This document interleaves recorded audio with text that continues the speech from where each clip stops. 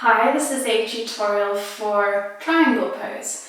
So starting off, we'll find our base. So triangle pose, usually we come into it sequence. The most common sequence is we're in warrior two and then we come into triangle. It's the easiest way to get into it. So we're going to start off with our warrior two base. Feet nice and spread, find that comfortable space. Hips open, knee over ankle. If you don't know much about the Warrior 2 base or you're a little bit uncertain, then check out my tutorial for Warrior 2, which will really help make sure you've got that strong foundation perfect for triangle. So, we're in Warrior 2. We're nice and strong, nice and open, looking at the right finger, middle finger, walk forward, middle finger. And then on your inhale, what we usually do is we inhale, straighten the right leg. So now you can see that my legs have come into a proper triangle. This can also sometimes be the foundation or the start of your foundation for pyramid. But here we're going to go into triangle. So the arms are still nice and straight out. We're still reaching forward with the fingers. And now here's the important part. As we exhale, we reach forward with the right hand. And you can see that my left hip pops out naturally. You make it a nice big crack like I do. Always get a crack coming into triangle. The important thing is as you reach forward is that you continue to keep your hips open so you don't twist yourself.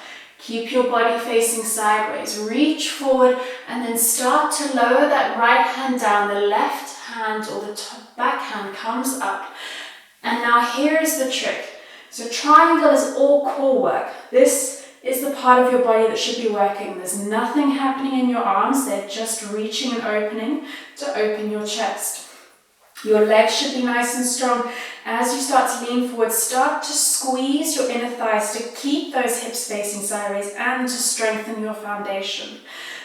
Try doing it without the arms at first, keeping your chest facing forward for me to the side. And then start to lean, see how far you can go, how far you feel comfortable going down. Maybe you can only hold yourself up here, and the right place for you to put your lower hand is on your thigh. Reaching up with the left arm and then looking up at your hand. Maybe you can go a little bit lower, bringing your hand down to your shin. Starting to get a nice good stretch along the outside of your body, and then maybe you can go just a little bit further, coming down to your ankle. Maybe even your ankle's not enough. Maybe you can bring your hand down to the mat. Looking straight up at the left hand. This left arm is active. Remember, you're not collapsing your shoulder. You're opening your chest. You're pushing that shoulder round and down. And then you should get whatever position you're in. Lovely stretch along the left side and a stretch along the right side. If you're in triangle and you're worried about hyperflexing your knee, your front knee, you feel like keeping your leg here, especially if you're putting weight on the shin, you feel like it's pushing your knee backwards and it's not comfortable.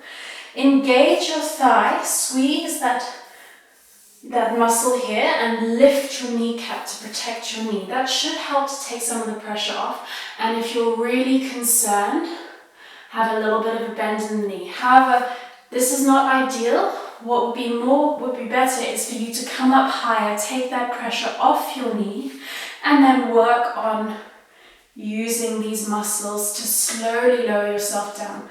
Because in triangle, what we're actually looking for is to have absolutely no weight in this arm. So you can flop it wherever you want and your position doesn't change.